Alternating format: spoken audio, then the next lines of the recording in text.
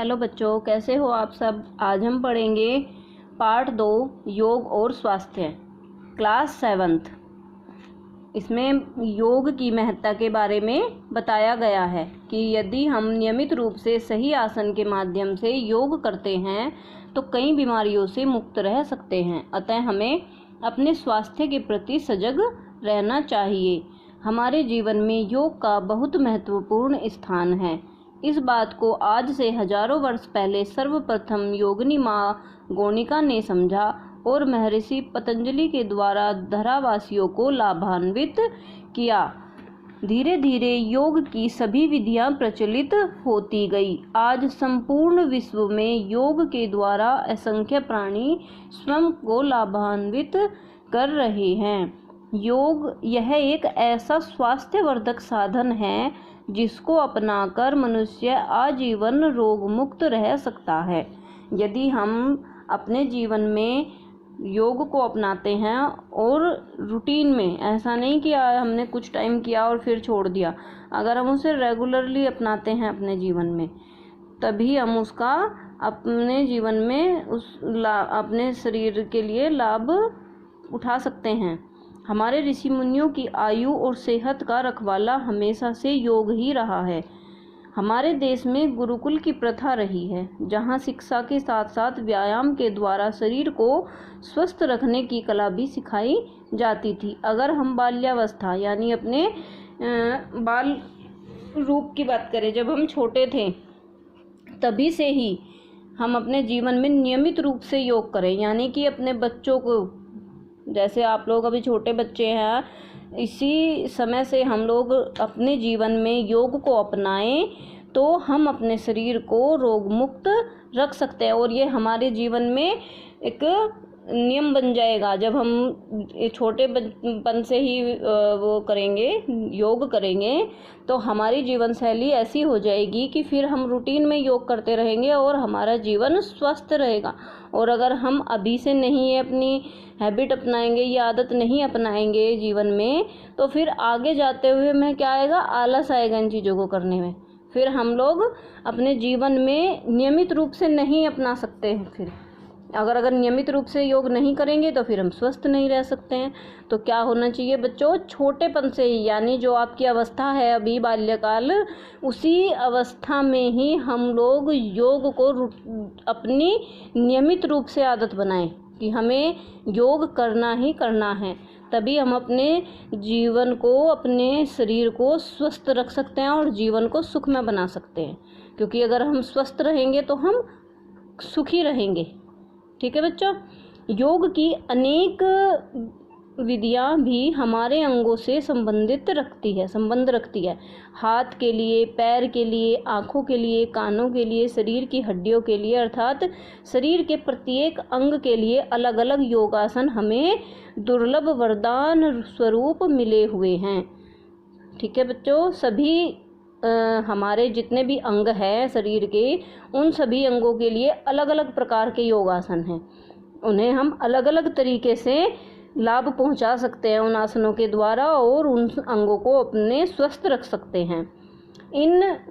हम इन योगासनों के लाभ से स्वयं के शरीर को वंचित रखते हुए अपना आधा जीवन व्यतीत कर लेते हैं, और जब बढ़ती आयु के साथ आने वाली समस्याओं से ग्रसित हो जाते हैं, यानी बीमारी हमारे शरीर को घेर लेती है और बीमार हो जाते हैं, तब हमारा आकर्षण योग की तरफ बढ़ता है। तब हमें लगता है कि अब दवाई खाने से, डॉक्टरों के यहाँ चक्कर काटने से अच्छा है कि हम योग करें।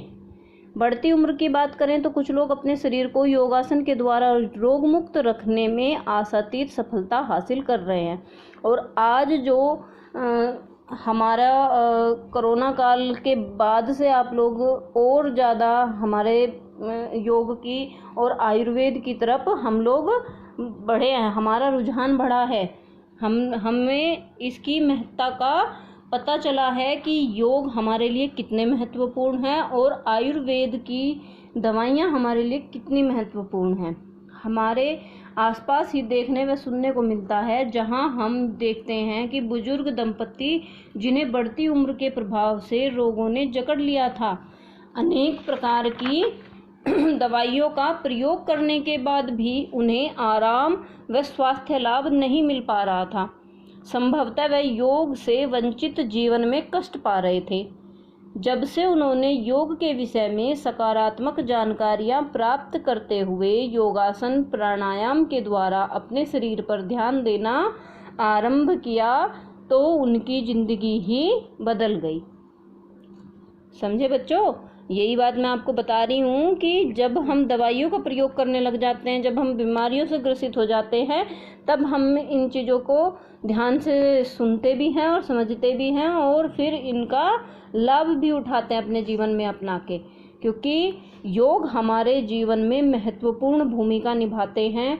हमें कभी बीमार नहीं होने देते, हमें कभी डॉक्टर के पास नहीं जाना पड़ेगा अगर हम नियमित रूप से व्यायाम करते हैं। शरीर धीरे धीरे रोग मुक्त हो गया और दवाइयाँ भी बंद हो गई। जिन्होंने योग को अपने जीवन में अपना लिया उनकी धीरे धीरे क्या हुआ, रोग भी मुक्त हो गए उनके और उनकी दवाइयाँ भी बंद हो गई।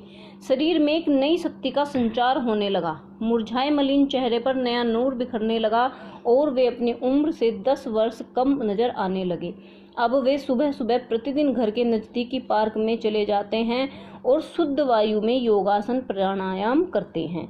उन्हें देखकर अन्य लोग भी उनसे जुड़ते हैं। आजकल पार्क में सुबह सुबह लोगों की अच्छी खासी संख्या होती है और आपसी सहयोग से योग के आसनों को सीखने सिखाने में एक दूसरे की मदद करते हैं। आजकल क्या हो गया है बच्चों की हमारी जीवन शैली एक अपने घरों में ही सीमित रह गई है। पहले जब हम छोटे थे तब हमारी जनरेशन के बच्चे बाहर ज़्यादा खेलते थे। आजकल क्या हो गया है, आजकल इंडोर गेम ज़्यादा खेलते हैं, आउटडोर गेम कम खेलते हैं बच्चे। तो उससे भी क्या हो गया है कि बच्चों के शरीर पे इन चीज़ों का इफ़ेक्ट आता है अगर हम इंडोर गेम ज़्यादा खेलते हैं। मोस्टली क्या हो गया है कि ज़्यादातर बच्चे क्या करते हैं आजकल, फ़ोन का इस्तेमाल करते हैं। तो फ़ोन का इस्तेमाल बिल्कुल नहीं करना चाहिए। हम लोग पहले फ़ोन हम जानते ही नहीं थे कि क्या होता है फ़ोन। हमारे घर में एक फ़ोन होता था। तो आप इस बात को समझे कि मम्मी पापा हमें क्यों डांटते हैं कि हम फ़ोन ज़्यादा चलाते हैं। क्या होता है, फ़ोन को ज़्यादा चलाने से हमारे सारे मानसिक रूप से हम लोग, हमारी आँखों पे, हमारे शरीर पे इन चीज़ों का इफ़ेक्ट पड़ता है। तो जब हमारे चीज़ों पे शरीर पे इफ़ेक्ट पड़ेगा तो क्या होगा, फिर कुछ ना कुछ बीमारियाँ बनेंगी। तो इसीलिए इन चीज़ों से बचाने के लिए गलत इस्तेमाल नहीं करना चाहिए किसी भी चीज़ का, चाहे वो कितनी भी अच्छी चीज़ है। फ़ोन का इस्तेमाल सिर्फ इतना ही करो जितना ज़रूरत हो, पढ़ने के लिए और कुछ उससे सीखने के लिए।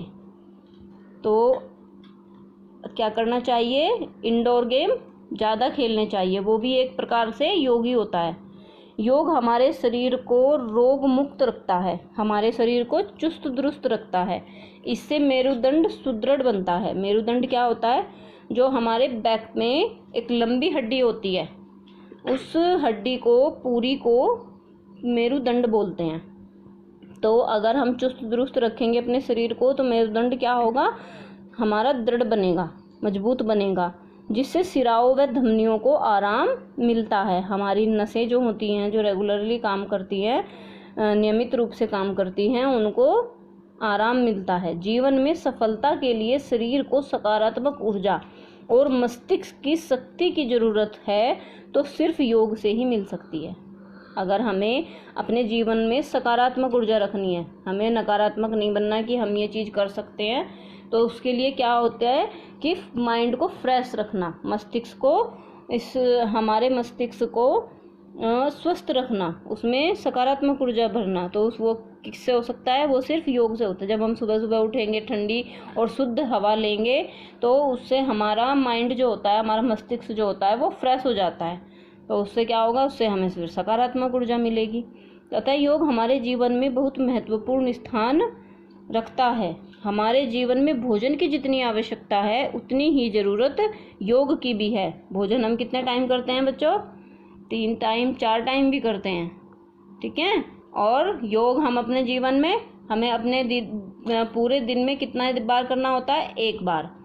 तो जितना महत्वपूर्ण स्थान भोजन का है, अगर हम भोजन के बिना नहीं रह सकते तो हमें योग के बिना भी नहीं रहना चाहिए।